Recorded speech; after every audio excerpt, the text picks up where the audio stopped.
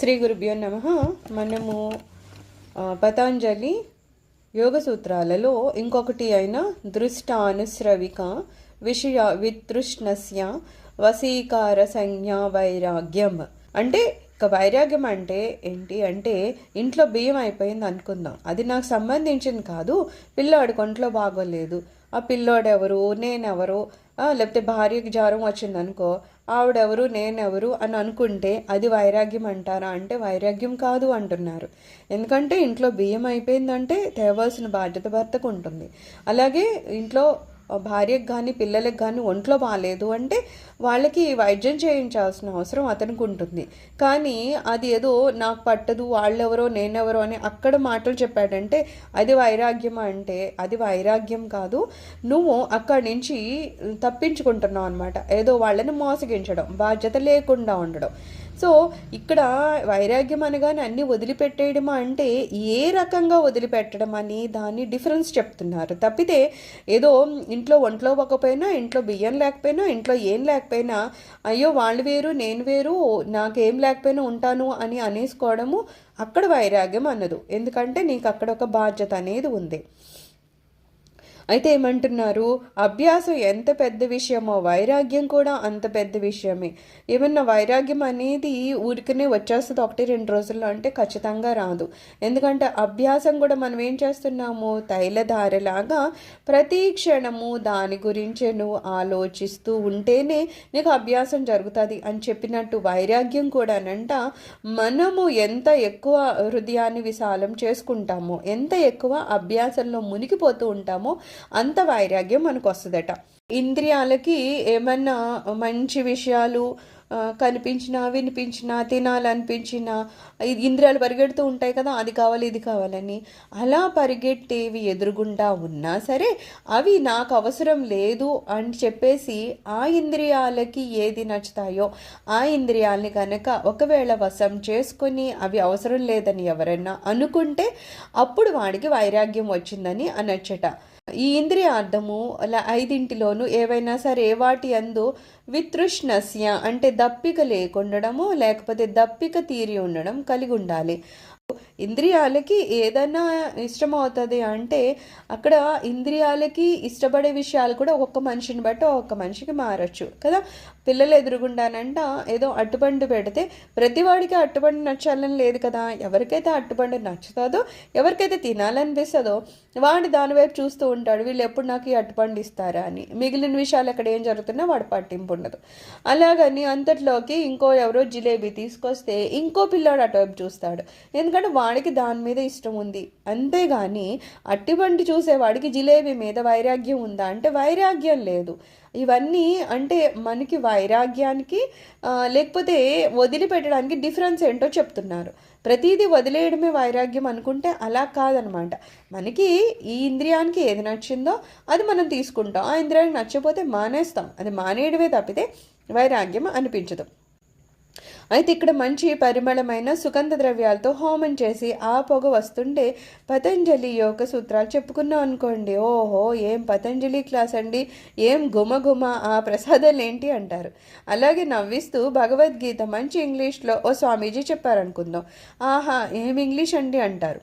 వారేం చెప్పదలుచుకున్నారో వదిలిపెట్టి ఇక్కడ ఇంగ్లీష్ వింటున్నాం అంటే వైరాగ్యం లేదు కనుక విన్నదాని యందు చూసిన దాని యందు వితృష్ణ కావాలి. అయితే ఏమంటున్నారు ఇక్కడ ఒక విషయం, ఒక ఆయన ఏదో భగవద్గీతని ఇంగ్లీష్లో చెప్తున్నారంటే అసలు ఆయన చెప్తుంది ఏంటి భగవద్గీత. అసలు భగవద్గీత ఏ భాషలో చెప్పినా మనకి అర్థం చేసుకొని భగవద్గీతలో ఏ సారాంశం ఉందా అనేది మన ధ్యాస పెట్టాలి. కానీ ఆయన ఇంగ్లీష్ ఎంత అందంగా చెప్పారు అంటున్నామంటే ఆయన ఇంగ్లీష్ మీద మనం ధ్యాస పెడుతున్నాం. ఆ పదాలు ఏమైనా తప్పుపోతున్నాయా లేకపోతే ఎంత ఫ్రీక్వెంట్గా మాట్లాడుతున్నారు అది ఇది అని చెప్పి మన ధ్యాస ఇంగ్లీష్ మీద ఉంది. కానీ ఆ ఇంగ్లీష్లో ఆయన ఏ భగవద్గీత అయితే చెప్తున్నారో, గీతలో ఏదైతే సారం ఉందో అది మనం గ్రహించడం లేదు. అంటే ఇతనికి ఏదో భగవద్గీత మీద వైరాగ్యం అంటే ఇక్కడ వైరాగ్యం కాదు. ఇతనికి ఇక్కడ ఆకర్షణ ఎక్కడుంది? ఇంగ్లీష్ మీద ఉంది. అలాగా ఒక వస్తువు నచ్చి ఇంకో వస్తువు వదిలేయడము వైరాగ్యమేం కాదు, కేవలం వదిలేయడం అనమాట. మనము మాట్లాడుకుంటూ ఉంటే పక్కన కుక్క అరుస్తూ ఉందనుకుందాం. మనం చెప్పుకుంటున్న విషయాల మీద మన మనసు ఉందా? కుక్క అరుపు వినిపిస్తోందా? కుక్క ఎంత గట్టిగా వచ్చినా సరే పతంజలే చెప్పుకొని పతంజలి వినగలిగింది అభ్యాసం చేయాలి. ఆ చేసే ప్రయత్నాన్ని వైరాగ్యం అంటారు. అది ఉన్నవాడికి చెంబుపోయింది అనుకుందాం, 5-6 రోజులు చెంబుపోయిందని సతాయించడు. ఇక్కడ ఏం చెప్తున్నారు? ఎప్పుడైతే మనము ఈ పతంజలి యోగ సూత్రాలని అధ్యయనం చేస్తామో ఈ అధ్యాయంలో ఏం చెప్తారు? నువ్వు వైరాగ్యంతో ఉండు అంటారు. వైరాగ్యంతో ఉండడం అంటే దాని మీనింగ్ ఏంటి? నువ్వు ఇంద్రియాలకి ఏది నచ్చిందో దాని వెంట పరిగెట్టద్దు అని కదా. దేని వెంట నువ్వు ఆకర్షణలో పడిపోయి వాటి వెంట పరిగెట్టద్దు. నువ్వు చేయాల్సింది ఏంటి? కేవలము మనం అంతర్ముఖం అవడము, ఆత్మని మన అనుభవంలోకి తెచ్చుకోవడము. ఇది కదా మనం చేయాలి. ఇది చేసినప్పుడు ఆటోమేటిక్గా దానికి అదే బాహ్య విషయాలని వదిలేయడము వైరాగ్యం అవుతుంది. ఒక కుక్క అరుస్తుంది. కుక్క అరుస్తున్నప్పుడు అక్కడేమో ఏదో మనము నలుగురితో ఊరికనే ఏదో మాట్లాడుకుంటున్నాం, ముచ్చట్లు మాట్లాడుకుంటున్నాం. ఆ ముచ్చటి మీద మనకి ఇంట్రెస్ట్ ఉంది కాబట్టి కుక్క అరుపులు మనకి వినిపించవు. అంత మాత్రం కుక్క అరుపు మీద వైరాగ్యం రాలేదు. అదే ఇక్కడ ఏదో భగవద్గీత లాంటిది ఏదో చెప్తున్నారు, అక్కడ కుక్క అరుస్తుంది. అప్పుడు భగవద్గీత కన్నా కుక్క అరుపులు ఎక్కువ వినబడుతూ ఉంటాయి. అది మనల్ని డిస్టర్బ్ చేస్తుంది అంటాం. అంటే ఏమవుతుంది? ఒక విషయం మనల్ని ఆకర్షిస్తుంది, ఇంకో విషయాన్ని మనం వదిలేస్తున్నాం. అయితే నిజంగా వైరాగ్యం వచ్చినోడు ఏమవుతుందంట? కుక్క అరుస్తున్నప్పటికీ అక్కడ భగవద్గీత చెప్తూ ఉంటే వాడికి ఆ కుక్క అరుపు వినిపించదంట. భగవద్గీతలో ఏం సారం చెప్తున్నారో అదే అతను పట్టుకుంటూ ఉంటాడంట. అలాగా ఏది అవసరమో దాన్ని నువ్వు పట్టుకొని ఏది అవసరం కాదో దాన్ని వదిలేస్తే దాన్ని వైరాగ్యం అంటున్నారు. ఇంకా ఈజీగా చెప్పాలంటే ఏదో మన దగ్గర ఒక వెండి చెంబు ఉంది. ఆ వెండి చెంబు పోయింది అనుకుంటే అయ్యో వెండి చెంబండి ఏదో 5,000 పెట్టి కొనుక్కున్నాను, అది నాకు పోయింది అని చెప్పి మనం చెప్తాం. ఒక 2 రోజులు, 4 రోజులు, వారం రోజులు చెప్పుకుంటూనే ఉంటాం. ఎందుకంటే అది పోయింది, అయ్యో అనిపిస్తుంది కాబట్టి. అదే వైరాగ్యం ఉన్నవాడు ఏం చేస్తాడంట? పోయిందా కనిపించలేదు అని వెళ్ళిపోతాడంట. ఎందుకంటే మనసుకి అది కష్టంగా అనిపించదంట. ఆ కష్టంగా అనిపించలేదే దాన్ని వైరాగ్యం అంటున్నారు. అంతేగాని అమ్మో మనకి యోగ సూత్రాల్లో చెప్పారు కదా, అలాగా పోయినా సరే పోయిందని అనుకోకూడదు కాబట్టి నేను బలవంతంగా ఎవరికి ఏం చెప్పుకోకూడదు అనుకుంటూ లోపల మాత్రం అయ్యో ఇంత డబ్బులు పోయినాయి అనుకుంటే అది కూడా వైరాగ్యం కాదు. అది నీకు మనస్ఫూర్తిగానే పోతే పోయిందిలే అని అనిపించిందా, దాని గురించి ఒక్క క్షణం కూడా నువ్వు బాధపడలేదా, అది నీకు నిజమైన వైరాగ్యం అని చెప్తారనమాట. మనసు ఇంద్రియాలు కూడా మనము ఎక్కడ పెట్టాలనుకుంటున్నామో అంటే అంతర్ముఖం అవ్వాలనుకుంటే మనసు ఇంద్రియాలు కూడా ఆ ఆత్మలోనే లీనం అవ్వాలి. దాని అంతటా అవే. తప్పితే మనమేదో బలవంతంగా మన సాధన స్టార్టింగ్లో చాలా కష్టపడిపోతాం. అసలు ఎంత మనసు నిలబెడదామన్నా ఒక్క ఆలోచన కూడా అంతర్ముఖం అవడానికి రెడీ అవ్వదు. ఎంతసేపు బాహ్య ఆలోచనలే, అదట అదట అని అయ్యెదురుగుతూ ఉంటాయి కదా. సో సాధన స్టార్టింగ్లో ఎలా ఉంటుంది? అంతా తిరిగిపోతూ ఉంటాయి. అలాగే ఇంద్రియాలకి ఎక్కడి నుంచో ఏదో మంచి గుమగుమలాడే వాసనే వస్తుంది, లేకపోతే మాట్లాడుకుంటే మాటలు వినపడితే ఏదేదో అవుతుంది. కానీ కాసింత సాధన మనం స్టార్ట్ చేసి అంతర్ముఖం అవడం మొదలు పెడితే మాత్రం దానంతటా అవే ఇంద్రియాలు కానీ మనస్సు కానీ అంతర్ముఖం అయిపోయి బాహ్యంగా ఏం జరుగుతుందో నాకు సంబంధం లేదు అన్నట్టుగానే ఉంటుంది. అది వైరాగ్యము అంటే దానంతటా అది జరగడమే తప్పితే మనం బలవంతంగా చేసేదైతే కాదు.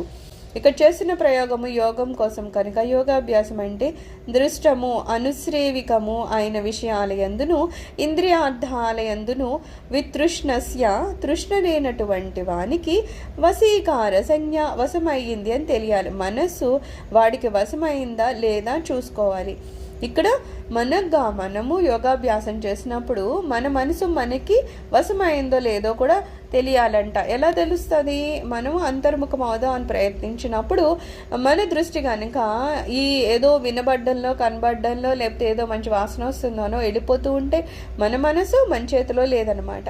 వాటి వైపు వెళ్లకుండా అది కేవలం అంతర్ముఖం అవ్వడానికి ప్రయత్నం చేస్తుంది అంటే అక్కడ నీ మనసు నువ్వు వశం చేసుకున్నావు. దాన్ని ఏంటారు? వశీకార సంజ్ఞ అంటారు. ఎక్కడన్నా ఒక వ్యాపారం చేసేవాడు వాడ వ్యాపారం చేసేవాడు, వాడ మునిగిపోయింది అంటే ఒకవేళ వాడికి ఇన్సూరెన్స్ ఉందనుకో, వాడేం పెద్ద టెన్షన్ పడ్డంట. ఎందుకంటే మునిగిపోయి దానికి ఇన్సూరెన్స్ ఉందిలే, వచ్చే వస్తాయిలే అనుకుని నార్మల్గా ఉంటాడంట. అదే దానికి ఇన్సూరెన్స్ అవి లేవనుకో, వీడు లవో దిబో అని అరుస్తూ ఉంటాడు కదా, దాని మీద గొడవ అంటే బుర్రంతా అక్కడికి పోతూ ఉంటుంది. అలాగా ఒక మనిషికి వెంటనే అయ్యో అని అనిపించింది అంటే నీ మనసు నీకు కంట్రోల్లో లేదు. ఎప్పుడైతే నీ మనసు నీకు కంట్రోల్లో ఉందో నువ్వు బెంబేలెత్తావు. ఫస్ట్ ఆఫ్ ఆల్ నువ్వు భయపడిపోవడం, బెంబేలెత్తడం ఇలాంటి ఏమీ చేయవు. ఏం జరుగుతుందో అది జరుగుతుందిలే అనేలాగానే ఉంటావు అనమాట. అలాంటి వాళ్ళని వైరాగ్యము అని అంటారంట. చాలా మంచి ఉదాహరణ ఒకటి చెప్తున్నారు. బాలగంగాధర్ తిలక్ గారిని అంటే ఒకసారి జైల్లో బంధించారంట. బంధిస్తే అప్పుడు పుస్తకాలు ఇచ్చేవాళ్ళు చదువుకోవడానికి వాళ్ళకి. అలాగా ఆయనకి భగవద్గీత అది పుస్తకాలు దొరికినప్పుడు ఆయన ఏమనుకున్నారు, దానికి వ్యాఖ్యానం రాద్దామనుకున్నారు. రాద్దామంటే వాళ్ళు ఏమన్నా కాగితాలు గట్రా ఇస్తారా, ఇవ్వలేదు. పెన్ కూడా లేదంట.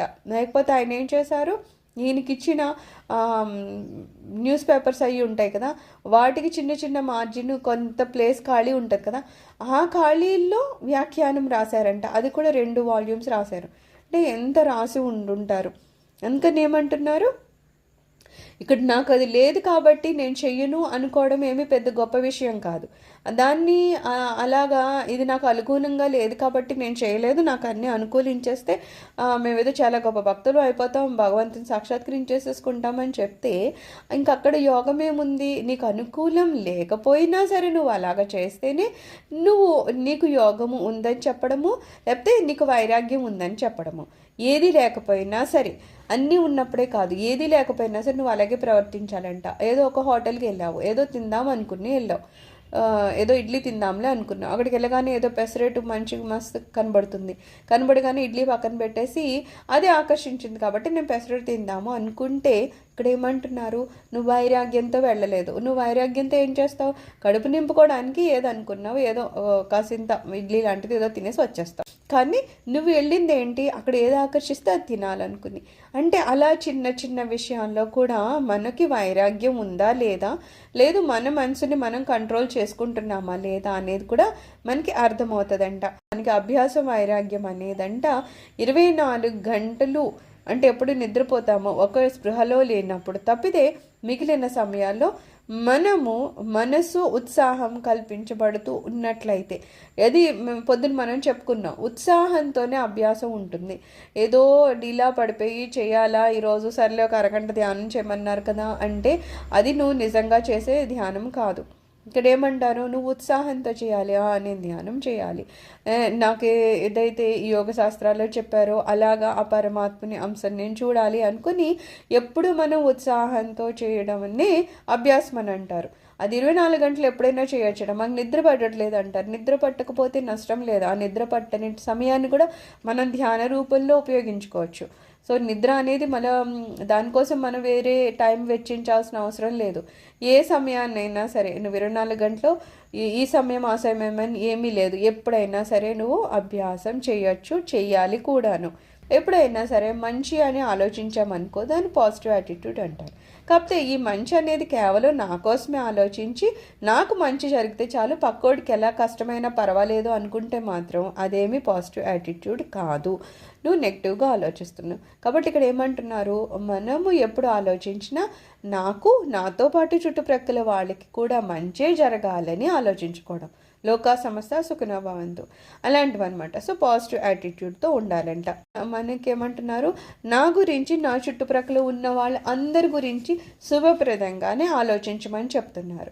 ఎప్పుడూ మంచి గురించి ఆలోచించాలి, చెడు గురించి ఆలోచించకూడదు. మళ్ళీ చెడు అంటే నాకు చెడా, పక్కన ఉన్న వాళ్ళకి చెడా కాదు, అసలు ఆ తెర అనేది ఉండకూడదు అంటున్నారు. మంచి అంటే అందరికీ, నేనా పర అని లేకుండా అందరికీ మంచి జరగాలి. చెడు నాకా పక్కోడికి కాదు, ఎవరికైనా చెడు జరగకూడదు. ఇలా కనుక మన ఆలోచన విధానాన్ని మార్చుకుంటూ ఉంటే తత్రస్థితో యత్నో అభ్యాస అంటే ఆ స్థితి ఉండడానికి అతడు చేయనటువంటి నిరంతర ప్రయత్నమే అభ్యాసం అంటారు. ఎప్పుడైతే మనము అందరికీ మంచి జరగాలని అనుకుంటామో, నాకు మంచి జరగాలి, చుట్టుప్రక్కల ఉన్న ప్రతి వాళ్ళకి మంచి జరగాలని ఎప్పుడు అనుకుంటామో ఆటోమేటిక్గానే మనలో భక్తి, శ్రద్ధ, లేకపోతే ఆహ్లాదము, ఉత్సాహము, ఆనందం, సంతోషం అన్నీ ఎక్కువ అవుతాయంట. ఎందుకంటే మనం అంత పాజిటివ్గా ఆలోచిస్తున్నాం. ఎంత మంచిగా ఆలోచించి ఎంత మంచి నాకు అందరికీ జరగాలని అనుకుంటామో మన మనసు కానీ మన జీవితం కానీ అంతే అందంగా ఆహ్లాదంగా తయారవుతూ ఉంటుందంట. ఇది కాకుండా మరొక స్థితిలో మనసు ఉండడానికే వీల్లేదు. ఇలాగ ఆనందంగా ఉంటుందా అంటే గ్యారంటీగా ఉంటుంది అంటున్నారు.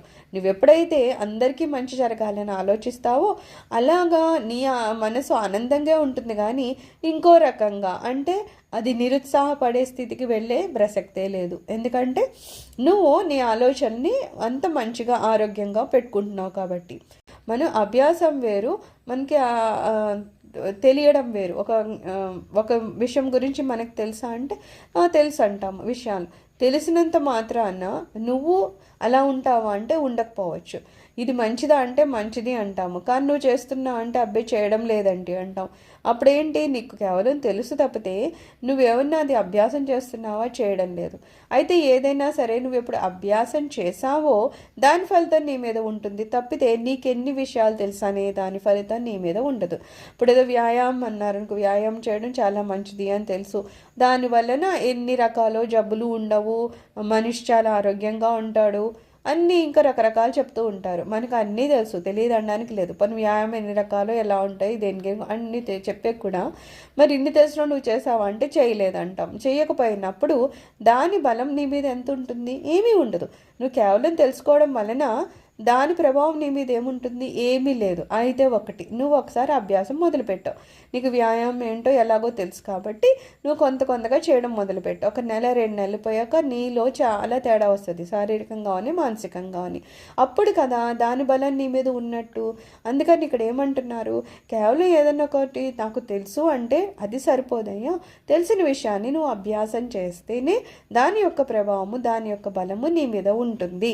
అందుకని నువ్వు ఏదన్నా తెలిస్తే అభ్యాసమే చేయాలి తప్పితే కేవలం తెలుసు అన్నంత మాత్రాన వచ్చే ఏ లాభము ఉండదు. ఇప్పుడు ఒకటి వ్యాయామం అలవాటు లేదని చెప్పుకున్నాం కదా. అది వ్యాయామం అలవాటు లేదంటే సహజంగా వాడు ఏంటి, ఏదో 6 గంటల వరకు పడుకునే అలవాటు ఉందనుకుందాం.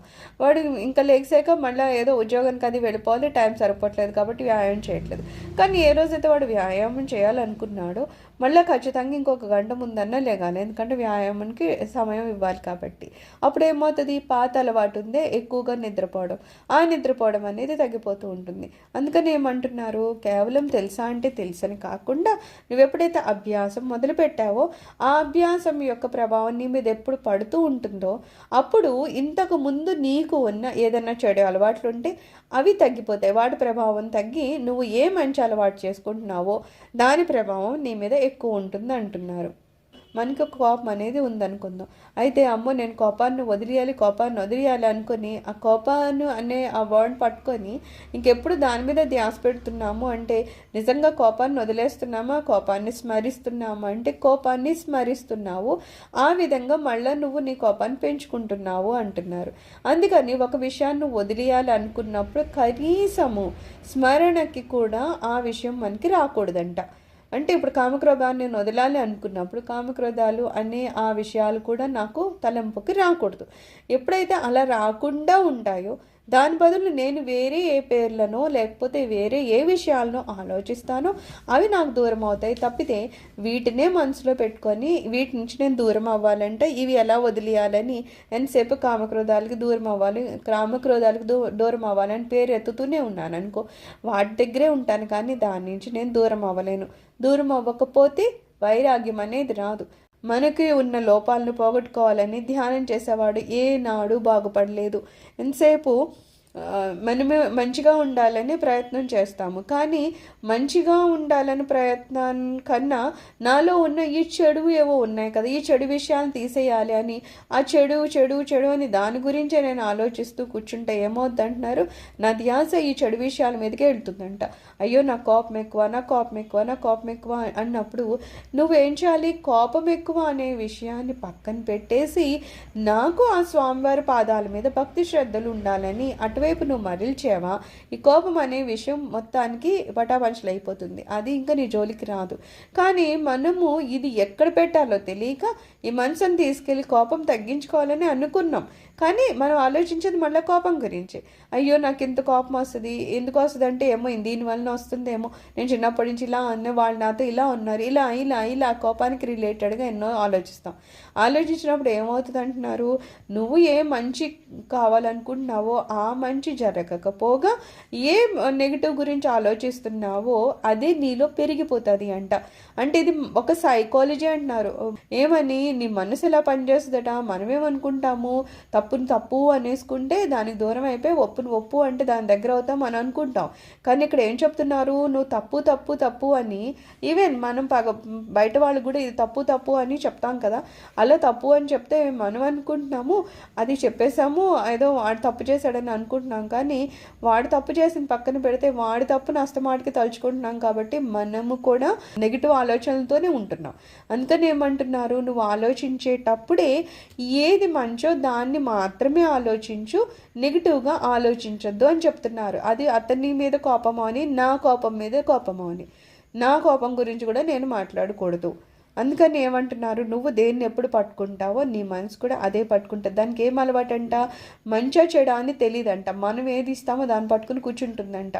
ఇప్పుడు ఏదో కోతుంది అనుకో, అది దానికి ఏ కొమ్మ దొరికితే ఆ కొమ్మ వస్తుంది. అది ఈ చెట్టు ఆ చెట్టు దానికి ఏం అవసరం లేదు, దానికి ఏం దొరికితే అది పట్టుకుంటుంది. అలాగా మన మనసుకి మనం ఏది అలవాటు చేసామో అది అదే పట్టుకుంటూ ఉంటుందంట. అందుకని మనం చెప్పేటప్పుడు నెగిటివ్ మాటలు ఎక్కువ మనసులో ఏమీ తలచకూడదు. ఎప్పుడైతే మనం నెగిటివ్గా అది మన కోసం అని పక్కోడి కోసం అని తలుస్తూ ఉంటే మనసు దాన్ని పట్టుకుంటుంది. అదే మనం ఎప్పుడు పాజిటివ్గా, ఎప్పుడు ఏదో మంత్రాన్ని చెప్పుకుంటున్నో, ఎప్పుడు భగవంతుని కీర్తనలో ఎదుటి వాళ్ళతో కూడా భగవంతుని గురించే మాట్లాడుతున్నాము, అప్పుడు మనసు పాజిటివ్ పట్టుకొని మనసు కూడా పాజిటివ్గానే ఉంటుందంట. సో మనసు ఎలా ఉండాలి, లేకపోతే మనసుకు వైరాగ్యం రావాలి అంటే మనం చేయాల్సిన పని ఏమంటున్నారు, మనము మనసుకి అదే ఇవ్వాలి. ఏంటి, వైరాగ్యాన్ని తెచ్చేది. అంటే నెగిటివ్ అనేది లేకుండా, ఎవరి గురించి చెడు అనేది ఆలోచించకుండా ఉంటే ఖచ్చితంగా మనసుకి మంచి ఆలోచనలు వచ్చి ఆఖరికి చెడు ఆలోచనలు లేని వైరాగ్య స్థితికి వెళ్తుందంట. సర్వం శ్రీ గురుచరణారవిందార్పణమస్తు. లోకా సమస్త సుఖినో భవంతు.